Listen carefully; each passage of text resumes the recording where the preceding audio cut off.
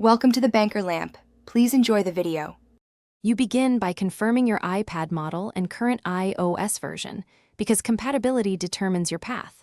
Once done, free about 5 GB of storage so the installer can unpack. Make sure to delete large apps or offload videos. Next, plug the iPad into power and create a backup to iCloud or Finder. This protects your data if anything goes wrong. Finally, go to Settings, General Software Update, and let the device check for available updates before proceeding.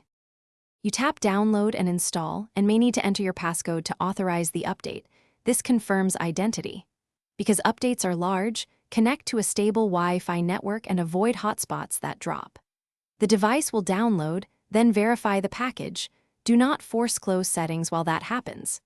If the download looks stuck, restart the iPad and return to Software Update.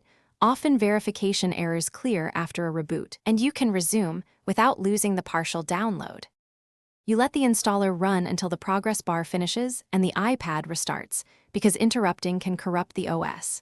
If the update reports not compatible or won't appear, connect to a Mac or PC and use Finder or iTunes to install a compatible iOS build. This can bypass some over-the-air limits. And if data seems missing after updating, restore from your backup. One key tip: if the update fails repeatedly, free more storage and try the wired update method to reduce transfer errors. Thanks for watching. If this was helpful, leave a like and consider subscribing. See you next time.